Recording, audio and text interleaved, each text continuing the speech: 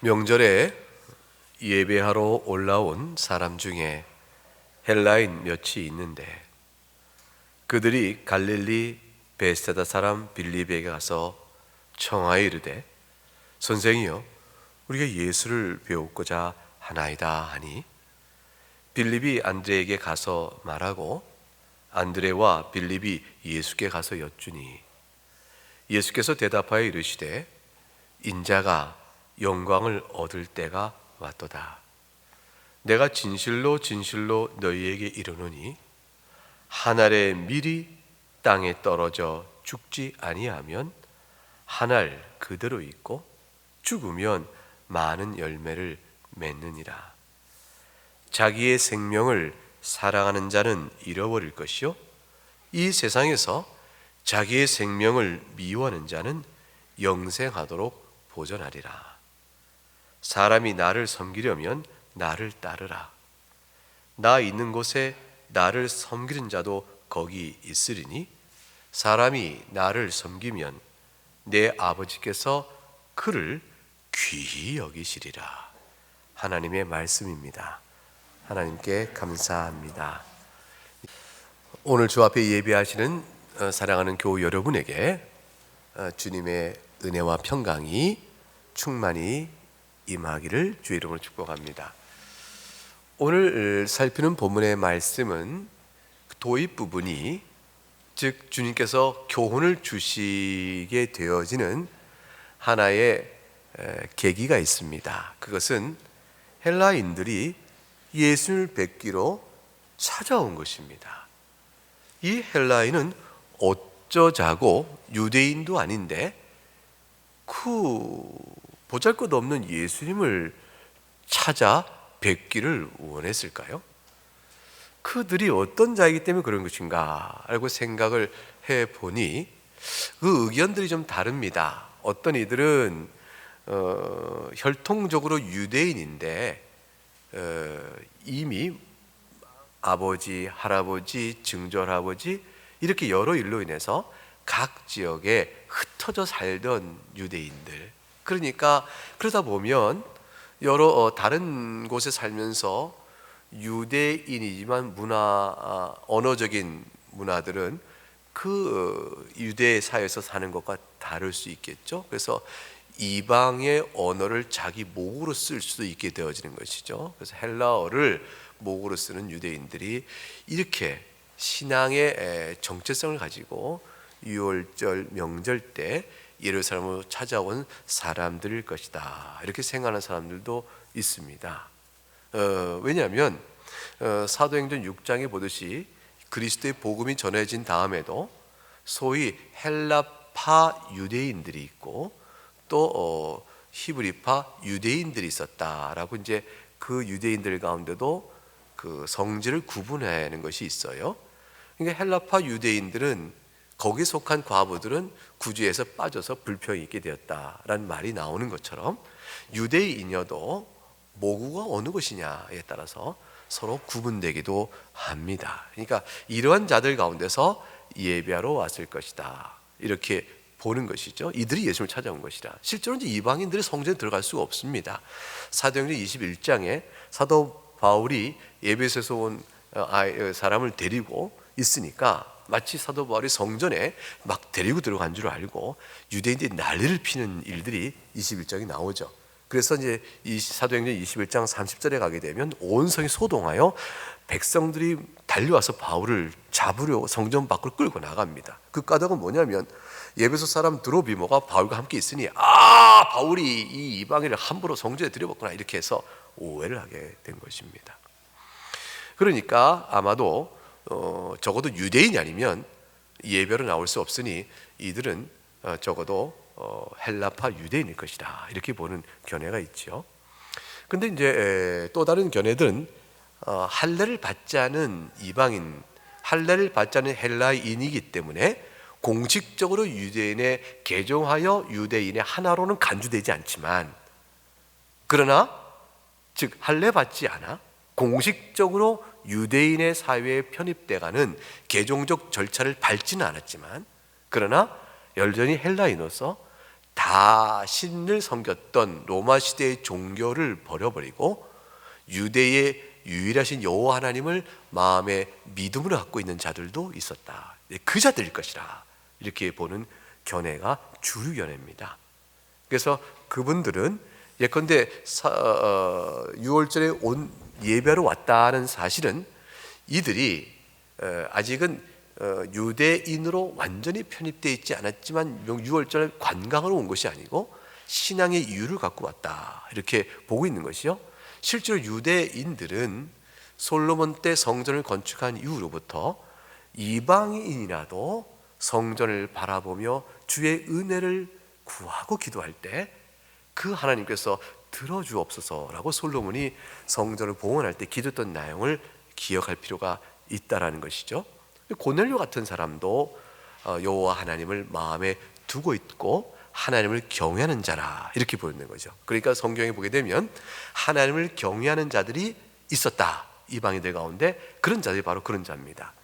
칼빈은 이제 로마 황제가 각각의 민족의 고유한 종교성을 가지고 다른 종교로 개종하는 것을 금했다는 이유를 들어서 아마도 이방인이 아니고 헬라파 유대인일 것이라고 얘기하지만, 그러나 공식적 개종이 아니고도 종교적 신앙적으로 여호와 하나님 앞에 나온 헬라인들, 이방인들이 있는 것입니다. 그런 이들이 있기 때문에 이들은 명절에 유대 유월절에 하나님께 예배하는 마음을 가지고 신앙적 이유를 가지고 성전을 바라보아 나온 자들이다 이렇게 보는 것이 합당할 것이라 생각합니다. 왜냐하면 이것은 주님이 이들이 찾아왔다는 말씀을 듣고 답을 해주신 그 무거움, 답을 해주신 그 교훈의 그 큰 무게를 생각할 때 이들이 예수를 뵙고자 하는 이유와 맞물려서 저들의 예수를 뵙고자 하는 이유는 예수님의 교훈을 통해서 답이 주어지고 그 답이 필요로 했던 사람이라면 6월절에 예배로 나온 그 걸음에 내면적 신앙이 무엇인가를 우리에게 가늠해 주기 때문이죠. 여러분 열왕기상 8장 38절과 43절에 그 아름다운 솔로몬의 기도를 여러분 요약지에 나와 있으니 한번 같이 보도록 하겠습니다. 8장 열왕기상 8장 38절부터 43절의 말씀을 우리 한 몫으로 기도문임으로 읽어보도록 하겠습니다. 시작. 한 사람이나 혹 주의 온 백성 이스라엘이 다 각각 자기의 마음의 재앙을 깨닫고 이 성전을 행하여 손을 펴고 무슨 기도나 무슨 간구를 하거든 주는 계신 곳 하늘에서 들으시고 사하시며 각 사람의 마음을 아시오니 그들의 모든 행위대로 행하사 갚으시옵소서. 주만 홀로 사람의 마음을 다 아심이니이다. 그리하시면 그들이 주께서 우리 조상들에게 주신 땅에서 사는 동안에 항상 주를 경외하리이다.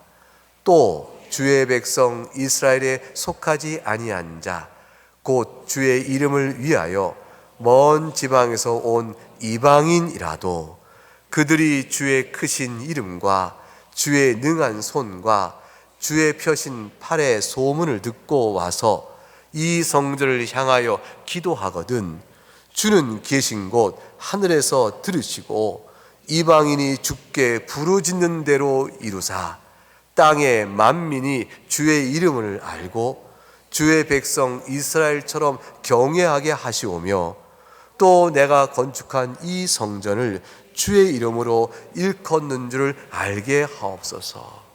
솔로몬의 기도입니다. 이 성전은 하나님을 찾는 자를 배타적으로 밀어내는 것이 아니고 유대인은 물론이거니와 이방인이라도 성전을 향하여 하나님에게 손을 들고 구원과 도심과 긍휼을 구하는 자를 넉넉히 베푸시는 곳이 될 수 있기를 기도합니다. 이 가장 배타적일 것 같은 성전 중심적 신앙은 사실은 하나님 향해 무릎 꿇는 자에게 가장 열려 있는 것이죠. 그 은혜가 구약에서부터 하나님께서는 만민의 창조주시요 만민 가운데도 백성을 불러내시는 분이시기 때문에 구약에도 이미 그런 은혜가 있었던 것입니다. 그래서 이때 이들이 예수님을 뵙고자 하여 나올 때에 1절에 명절에 예배하러 올라왔다는 사실과 관련하여 보게 된다면 이들이 예사롭게 예수님을 찾고자 한 것이 아닌 것이라 하는 것을 생각해 볼 법합니다. 예수님을 찾고자 하는 것이 그저 단순한 호기심이 아니고 답을 얻고자 함이 있었을 것이라. 즉 이들도 소문을 들은 것입니다. 그리고 이들도 예수님의 예루살렘 입성의 내용을 본 것입니다. 도처에 퍼져나간 예수님의 사역, 나사로를 살리신 일에 대한 모든 소문, 그리고 과연 와보니 예루살렘에 나귀 새끼 타고 오신 이상한 왕의 행렬, 가장 보잘것없는 모습으로 입성하시는데 가장 높은 찬미를 홀로 받으시는 이 아이러니한 모습 속에서 이게 도대체 무엇인가? 우리가 듣는 모든 소문과 예수님의 가르침과 교훈들에 대해 듣는 것은 무엇인가? 우리가 여호와 하나님을 이방인이지만 내가 소원하여 그분만이 하나님이심을 믿고 나오기 위하여 이 6월절의 대구원의 역사, 그 역사 이 명절에 나도 하나님 섬기러 왔지만 6월절의 의미는 무엇이며 예수 저분은 누구신가? 라는 있을 법한 모든 신앙적 질문들이 마음에 있는 것이죠. 이방인에게도 그것이 있을 수 있는 것이죠. 그 헬라인에게 그 질문이 나올 수 있는 것이죠. 그들은 예수님께 찾아와 묻고자 한 것이고 답을 알고자 하는 신앙의 이 질문이 그들의 걸음을 멈추게 못한 것입니다. 찾아온 것이죠. 사도행전 17장의 내용을 보게 되면 사도 바울이 아레오바고에 가서 복음을 선포합니다. 그 복음의 선포 내용은 이것입니다. 아데네 사람들이여, 너희가 참 종교심이 많구나. 내가 두루 너희들이 종교심 많은 것을 내가 아는데 다녀보니까 너희가 위하는 것을 보다 보니까 어떤 경우는 알지 못하는 신에게라는 단까지 맞는 거 보니 너희의 종교심이 보통이 아니다. 그런데 내가 여러분에게 말하겠소. 여러분이 알지 못하는 신이 그 어떤 분인지를 내가 말하겠소. 우주와 그 가운데 모든 만물을 지으신 하나님이 계십니다. 이 하나님이 천지의 주제이십니다. 그분은 손으로 만든 전에 갇혀 계신 분이 아닙니다. 무엇이 부족하여 사람이 손으로 섬김을 받는 분이 아닙니다. 이분 도리어 만물을 지으신 분이니 만물에게 생명과 호흡을 친히 주시는 분이십니다. 그분은 인류를 다 지으신 분이니 아담과 하와로부터 한 혈통으로 만드신 분이요 온 땅에 흩어져 살게 하신 분이십니다. 날짜와 연대를 정하시고 사는 경계를 정하셔서 오늘까지 역사가 이어져 오고 있고 역사를 통치하는 분이십니다. 사람들이 그 하나님을 알고자 더듬어 찾으면 발견하도록 하셨으니 여러분은 마치 그 종교심에 따라서 알지 못한 신에게도 라고까지 나온 것입니다. 그러나 하나님은 그렇게 멀리 계신 분이 아니요, 우리가 다 살고 있는 것이 하나님 주신 능력과 힘으로 기동하여 존재하고 있는 것입니다. 여러분 가운데 어떤 시인이 말하기를 우리가 그의 소사이나 하였는데 과연 하나님으로부터 나왔으니, 하나님은 창조주이시니 금이나 은이나 돌이나 사람의 기술과 고안을 새긴 그리고 우상 숭배 그런 것으로 할 것이 아닙니다. 그 모든 죄에서 도리어 하나님 우리에게 명하십니다. 회개하여 나오라 이렇게 말씀하시고, 그리고 정하신 사람으로 하여금 천하를 공의로 심판하는 날 증거하시고 작정하셨으니 이 모든 일에 증거가 있습니다. 죽은 자를 살리신 역사입니다. 그가 바로 예수 그리스도요. 바울이 전했습니다. 헬라인의 심장 아덴 아레오바고의 언덕, 그곳에는 바로 그들이 섬기는 만신전이 있어요. 그곳에 가서 사도 바울이 외쳤습니다. 그러자 무슨 말인가, 죽은 자가 살아나더니 하고 조롱하며 업신 여기는 있었고, 어떤 이들은 그 재밌는 사상이네, 다시 한번 다음에 기회를 모아 듣세 라고 하는 자도 있었습니다. 그런데 34절 말씀, 여러분 오늘 봤던 34절 말씀, 몇 사람이 그를 가까이 하여 믿으니 그 중에는 아레오바고 관리인 디오누시오 그리고 다마리라는 여자가 있었고 또 이름을 밝히지 않은 다른 몇 사람들도 있었다 되어 있습니다. 하나님께서 그들에게도 생명의 은혜를 주신 역사를 베푸신 거죠. 이들은 은혜를 안 거예요.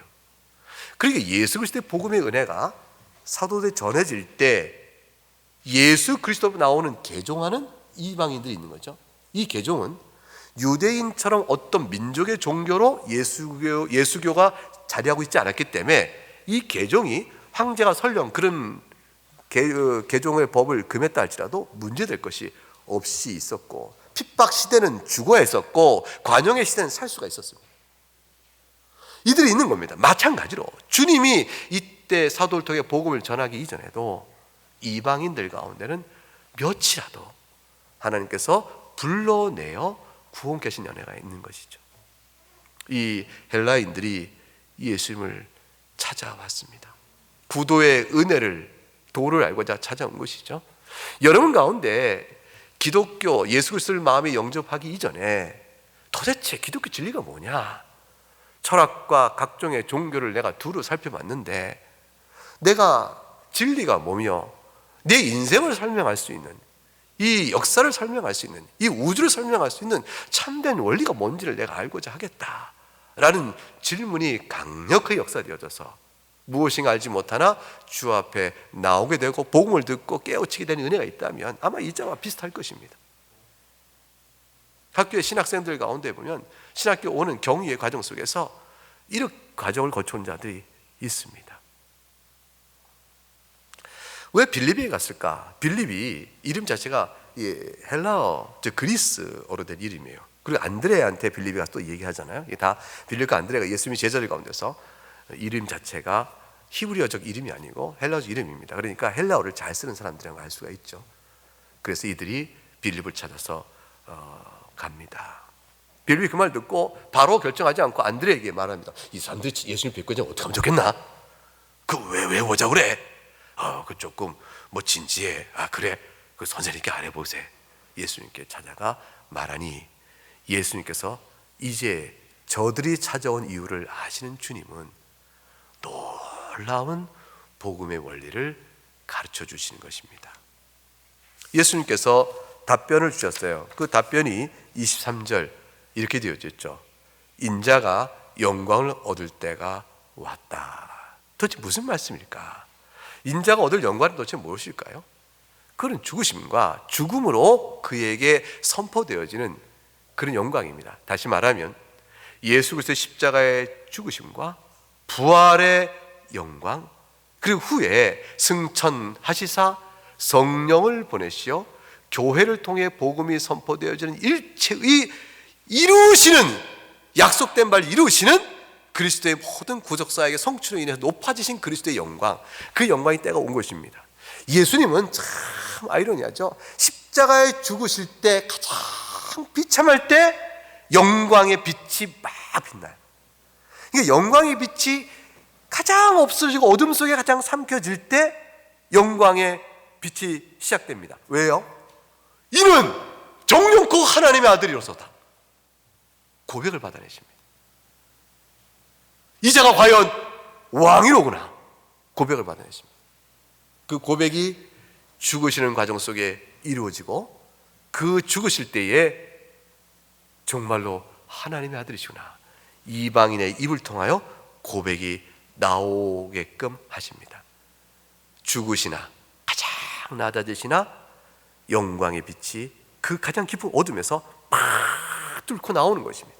가장 어두운 곳에서 갇혀버린, 어떤 빛이라도 삼켜버리는 암흑 물질같이, 어떤 빛도 통과할 수 없는 암흑 물질처럼 꽉 빛을 사로잡았는데, 그러나 그걸 깨버리고 빛이 나옵니다. 이방의 입을 통해서 영광을 받으십니다. 과연 사흘째 되는 날에 부활하십니다. 로마서 1장 3, 4절에 기록되기를 그의 아들에 관하여 말하면 육신으로는 다윗의 혈통에서 나셨고 성결의 영으로는 죽은 자들 가운데서 부활하사 성능력으로 하나님의 아들로 선포되셨으니, 하나님의 아들이심이 널리 입증되고 증거되고 선포되었으니 곧 우리 주 예수 그리스도시니라. 그러니 주님의 영광 받을 때가 왔다는 말은 복음의 전파로 인한 이방인도 구원 얻는 놀라운 구원 역사의 펼쳐짐이 이제 되었다는 뜻이에요. 그러니까 로마서 1장 5절과 6절에 그로 말미암아 우리가 은혜와 사도의 직분을 받아 그의 이름을 위하여 모든 이방인 중에서 믿어 순종하게 하나니 너희도 그들 중에서 예수 그리스도의 것으로 부르심을 받은 자니라. 오늘 우리에게까지 주의 영광의 때가 왔다는 그 시작은 지금까지 계속 비춰지고 있습니다. 주님은 헬라인이 쫙 찾아왔을 때 이제 이방인에까지 복음이 전파되어 구원을 얻는 이 위대한 구속사역의 영광이 이루어질 때가 왔다 하는 말씀이죠. 이 일들이 이루어지는 두 가지 조건이 있죠. 하나는 객관적 조건으로서의 그리스도께서 하시는 일이요, 또 하나는 그 일을 받아 누리는 자로서의 제자들이 가져야 될 주관적 조건이 있습니다. 그 사실을 주님께서 비유로 말씀하여 가르치십니다. 그리고 권명과 명령으로 말씀하여 가르치십니다. 그것이 비유의 말씀이 이제 하늘의 밀과 열매의 관계입니다. 24절에 내가 진실로 진실로 너에게 이르노니 하늘의 밀이 땅에 떨어 죽지 아니하면 하늘 그대로 있고 죽으면 많은 열매를 맺느니라. 땅에 떨어져 죽지 아니한다는 말씀은 대리속죄를 가리키는 것 외에 다른 말씀이 아닙니다. 이 말씀은 뜻이 아주 분명하죠. 로마서 3장 23절과 25절의 말씀 한번 같이 읽어보겠습니다. 시작.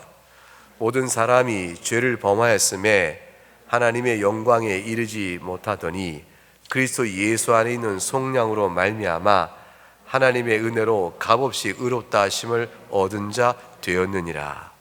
이 예수를 하나님이 그의 피로써 믿음으로 말미암는 화목제물로 세우셨으니 이는 하나님께서 길이 참으시는 중에 전에 지은 죄를 간과하심으로 자기의 의로우심을 나타내려 하심이라. 그러니까 결국 주님이 땅에 떨어져 한 밀알이 죽는 것, 썩는 것, 그것은 대리속죄의 은혜 외에 다른 것이 아닙니다. 많은 열매를 맺게 된다는 그 열매는 무엇을 뜻할까? 그것은 이사야 53장에 나와 있는 그 말 그대로의 표현인 것입니다. 그 아름다운 이사야 53장은 1절부터 12절까지 쭉 말씀이 있는데 이 말씀을 한 절씩 교독을 함으로 같이 읽어보도록 하겠습니다. 우리가 전한 것을 누가 믿었느냐? 여호와의 팔이 누구에게 나타났느냐?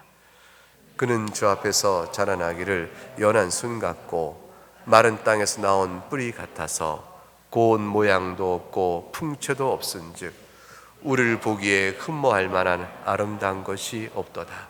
그는 멸시를 받아 사람들에게 버림받았으며 간고를 많이 겪었으며 질고를 아는 자라. 마치 사람들이 그에게서 얼굴을 가린 것 같이 멸시를 당하였고 우리도 그를 귀히 여기지 아니하였도다. 그는 실로 우리의 질고를 지고 우리의 슬픔을 당하였거늘 우리는 생각하기를 그는 징벌을 받아 하나님께 맞으며 고난을 당한다 하였노라. 그가 찔림은 우리의 허물 때문이요 그의 상함은 우리의 죄악 때문이라. 그가 징계를 받음으로 우리는 평화를 누리고 그가 채찍에 맞음으로 우리는 나음을 받았도다. 우리는 다 양 같아서 그릇 행하여 각기 제 길로 갔거늘 여호와께서는 우리 모두의 죄악을 그에게 담당시키셨도다. 그가 곤욕을 당하여 괴로울 때에도 그의 입을 열지 아니하였으며 마치 도수장으로 끌려가는 어린 양과 털 깎는 자 앞에서 잠잠한 양같이 그의 입을 열지 아니하였도다. 그는 곤욕과 신문을 당하고 끌려갔으나 그 세대 중에 누가 생각하기를 그가 살아있는 자들의 땅에서 끊어짐은 마땅히 형벌받을 내 백성의 허물 때문이라 하였으리요.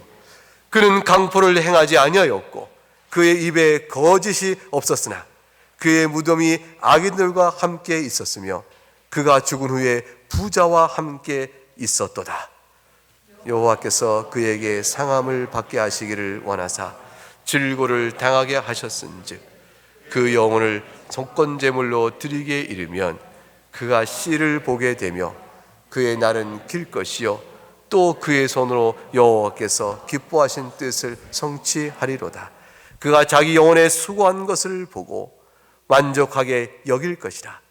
나의 의로운 종이 자기 지식으로 많은 사람을 의롭게 하며 또 그들의 죄악을 친히 담당하리로다.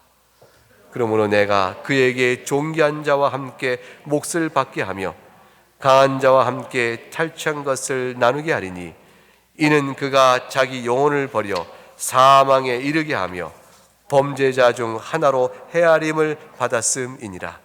그러나 그가 많은 사람의 죄를 담당하며 범죄자를 위하여 기도하였느니라. 대리 속죄의 이 아름다운 예언적 이사야의 말씀은 그 안에 10절 말씀에 그 말씀 그대로 나오죠. 그의 영혼을 속건자로 드리게 이르면 그가 씨를 보게 되며, 이 씨가 바로 그에게 속하여 구원을 받게 될 예수 그리스도에 속한 자. 아브라함이 믿음의 조상인데 그가 또한 그의 씨인 이삭을 통해 예표된 그리스도를 믿음으로 말미암아 구원 얻는 모든 자손들, 언약의 자손들, 우리 모두를 포함하는 씨예요. 이 씨가 결국 믿음 안에서 구원받는 모든 자를 포함하는 것이요, 이 씨의 열매로 우리가 이 씨에 속한 자가 되는 것입니다. 하나님께서 이루신 약속의 예언의 말씀이 오늘 그리스도께서 아주 쉬운 비유를 통해서 다시 한번 우리에게 확정하고 있습니다. 이와 같은 그리스도의 객관적 사역으로 인해서 이루어지는 놀라운 구속의 은혜는 인자가 받을 영광에 참여할 자들이 있은즉 그들에게 이렇게 주님께서 25절과 26절에 교훈하십니다. 명하십니다. 자기 생명을 사랑한 자는 잃어버릴 것이요, 이 세상에서 자기의 생명을 미워하는 자는 영생하도록 보존할 것이라 하고 말씀하십니다. 자기 생명을 사랑한다는 건 도대체 무슨 뜻일까요? 여기서 말하는 자기 생명은 다른 것이 아니에요. 육신의 욕망에 따라 살아가는 이 세상의 삶 그 자체가 이 자기 생명을 사랑하는 것입니다. 본래 부패한 성품에 따라 살아가고자 하는 생명의 모든 활동과 그걸 작용하는 원리대로 살아가는 사람, 그것이 이 세상에 속한 사람입니다. 이것을 사랑한다는 것은 이 세상에 대한 자기의 부패한 정욕의 욕망 때문에, 다시 말하면 이 세상의 염려와 저해물의 유혹과 그것에 끌려 살아가며, 그래서 요한일서 2장 15, 16절에 말은 바로 그대로 그런 삶을 살아가는 사람들. 이 세상이나 세상인 것을 사랑하지 말라. 누구든지 세상을 사랑하면 아버지의 사랑이 그 안에 있지 아니하니, 이는 세상에 있는 모든 것이 육신의 정욕과 안목의 정욕과 이생의 자랑이니 다 아버지로부터 온 것이 아니요 세상부터 온 것이라. 세상부터 온 육신의 정욕, 안목의 정욕, 이생의 자랑에 따라 살면서 예수 그리스도에 따라 살아갈 신앙적 부름을 외면하는 사람, 그것이 바로 이 세상을 사랑하는 것입니다. 이 세상의 생명을 사랑하는 것입니다. 그런 자는 생명을 잃어버릴 것이라 그랬습니다. 그럼 어떤 자가 생명을 구하는가? 자기의 생명을 미워하는 자라고 말씀하셨습니다. 무엇을 뜻할까요? 이 세상의 욕망 때문에 그리스도께 나아가지 못한 일이 없어야 하겠다는 의미입니다. 이 세상에서 우리가 살아가는 인생을 함부로 살라는 뜻이 아니에요. 우리에게 주어진 인생의 때를 소중히 여기고 견실하게 살아갈 것이지만 삶의 의미를 헛된 것에 두지 말아야겠다는 것입니다. 참으로 영원한 것, 그리스도 안에 주심받은 새로운 생명과 그대로 살아가는 하나님을 영원롭게 하며 그 가운데 주를 즐거워하며 사는 삶만이 진정한 이 땅에 살아가는 참된 생명인 줄 알고, 그 진정한 생명이거든요. 그것을 따라 살아가는 삶이 자기 생명을 미워하는 삶입니다. 그러니까 여기에 묘한 뉘앙스가 있죠. 그게 뭐냐면 생명을 미워하는데 실제로는 그 미워하는 그 생명의 삶의 원리가 참된 생명을 살아가는 것입니다. 그러니까 생명을 미워하는데 생명을 살아가게 되는 일이 벌어져요. 자기를 미워하여 자기 생명을 죽이는데 진정한 생명을 살아가는 일이 벌어집니다. 그것이 왜 그럴까요? 하나님이 생명이시거든요. 그러니까 하나님이 생명이시므로 자신의 육신의 정욕을 미워하면, 하나님을 교훈을 따라 살아가면 생명이신 하나님의 교훈을 사랑함으로 참된 생명력이 드러나서 참된 자유자가 되어지는 것입니다. 우리 인생은 이 땅에 사는 것으로 시작하여 이 세상에 죽는 것으로 끝나는 인생이 아닙니다. 우리 생애는 이 땅의 짧은 생애를 넘어 계속 되어집니다. 이 인생의 이 땅에 살아가는 육신의 생애가 끝나고 나서 이어지는 생애는 어떤 자는 참된 생명을 살고 어떤 자는 생명이 없다 하여 죽음으로 들어갑니다. 죽음으로 살아가는 나머지 생애가 있고 생명으로 살아가는 나머지 생애가 있습니다. 왜 이런 차이가 드러날까요? 하나님 안에 예수 그리스도와 교통하는 자는 생명이신 하나님과 더불어 연합하여 사니 이 세상 이후의 생애가 생명으로 살아가는 것이요, 하나님에게서 끊어진 자요 하나님의 정죄에 있는 자는 이 생애 이후에 이어지는 삶 속에서 죽음으로 살아가는 생애가 되는 것입니다. 그게 바로 영원한 심판이요 지옥의 형벌입니다. 참 생명이신 하나님을 바라보고 이 세상의 정욕을 버리고 하나님을 교훈을 사랑하며 순종해 살아가는 사람, 그런 사람은 세상이 볼 때는 삶을 포기하는 자요, 세상이 볼 때는 비참한 자요, 어리석은 자인 듯하나 실상은 영생을 받고 보좌라며 사는 사람이라 오늘 주님께서 교훈하신 것입니다. 그래서 사도 바울은 복음을 전하면서 사도행전 14장 22절에 제자들의 마음을 굳게 하고 이 그리스도의 복음에 굳게 머물러 있으라 권하며 이렇게 얘기했죠. 우리가 하나님 나라에 들어가려면 많은 환난을 이 세상에서 겪는 거다 말씀하셨습니다. 로마서 8장 17절에 자녀라면 상속자 곧 하나님을 상속받는 자인데, 그리고 하나님께 베푸신 하나님 나라를 상속받는 자인데, 이 상속의 내용이 어마어마합니다. 하나님을 상속받고 하나님 나라를 상속받습니다. 그리스도와 함께 상속을 받습니다. 근데 그와 함께 이런 영광을 받기 위해서 그리스도의 말씀을 살아고 살다 보면 고난도 있다라고 말씀합니다.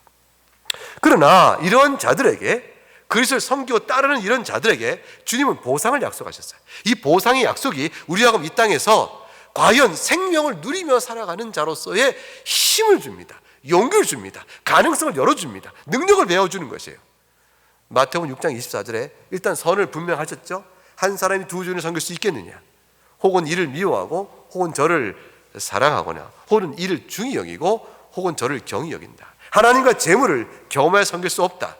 너희가 하나님을 섬기는가 봐라 그러셨어요. 분명한 정체성을 가지고 주님 향해 나오며 생명의 삶을 살기를 원하시는데, 그때 그런 삶으로 가는 자에게 주님께서는 마태복음 16장에 이렇게 얘기하셨습니다. 자기를 부인하고 십자가를 지고 나를 따르는 것이라 그랬어요. 자기를 부인한다는 것이 오늘 요한복음 12장에 말씀하신 25절에 따르면 자기의 생명을 사랑하는 것이 아니요 자기의 생명을 미워하는 것, 그것이 바로 자기를 부인하는 것입니다. 그러니 여기서 요한복음 12장에서 말하는 자기의 생명이란 정욕에 따라 사는 삶, 그것을 미워한다는 것은 자기를 부인한 것과 마태복음 16장의 내용과 일맥상통하는 같은 말씀이라는 것을 알 수가 있습니다. 제 목숨을 구원한다라는 것은 마태복음 16장 25절에 누구든지 제 목숨을 구원하면 잃을 것이요 라는 것은 요한복음 12장 25절에 자기의 생명을 사랑하는 자는 잃어버릴 것이와 같은 뜻이고, 누구든지 나를 위하여 제 목숨을 잃으면 찾으라는 것은 25절에 요한복음 12장 25절에 이 세상에 자기 생명을 미워하는 자는 영생을 보존하리와 같은 뜻이라 할 것입니다. 그리고 아주 쉬운 말씀하셨죠. 모든 천하를 다 얻어도 목숨을 잃으면 무슨 소용이 있겠느냐 했습니다. 사람에게 소중한 것은 참된 목숨이니 어찌하여 세상에서의 영화를 보고자 정욕에 따라 살아가는 인생의 생명을 붙들겠느냐고 말씀하셨습니다. 인자가 아버지 영광으로 천사들과 함께 오리니 그때 각 사람이 행한 대로 갚으리. 이것이 보상입니다.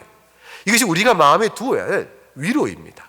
하나님께서 이 땅에 사는 동안 그리스도와 함께 영광을 바라보며 혹 이 땅에서 고난을 누린다 할지라도 이 세상의 염려와 재리의 유혹이 나를 무너뜨린다 할지라도 내 육신의 정욕과 이생의 자랑이 내 마음을 자꾸 상처를 내고 끌어간다 할지라도 아니라 그것이 아니라 내가 살아갈 길은 오직 하나님 나를 소망하며 그 하나님께 주신 참 생명이라 이렇게 고백할 수 있는 힘과 용기와 담력과 그 일은 어디서부터 올까?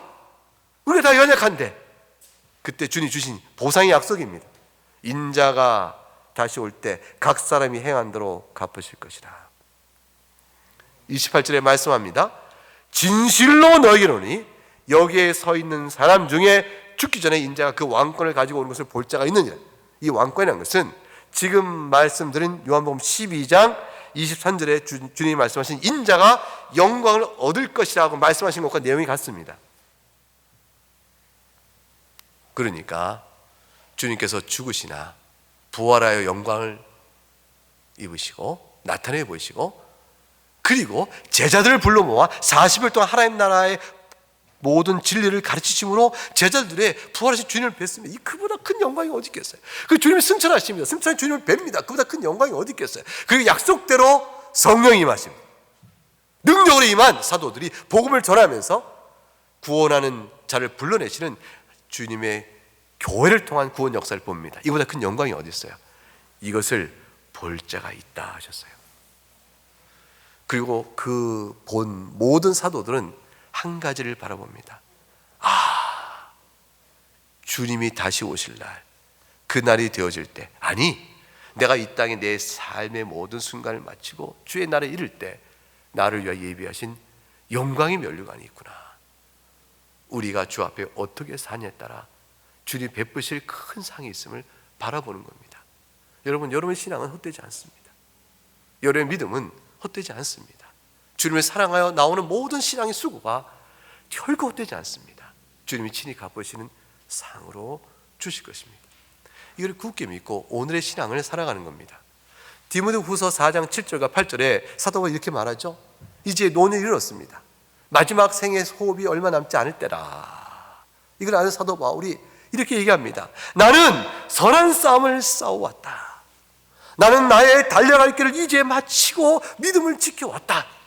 이제 후로는 내가 소망 중에 바른 것이니 나를 위하여 의의 면류관이 예비되어 있으므로 주 곧 의로우신 재판장이 그날에 내게 주실 것이다. 근데 이것은 내게만 아니요 주의 나타나심을 사모하는 모든 자에게 주실 것이라.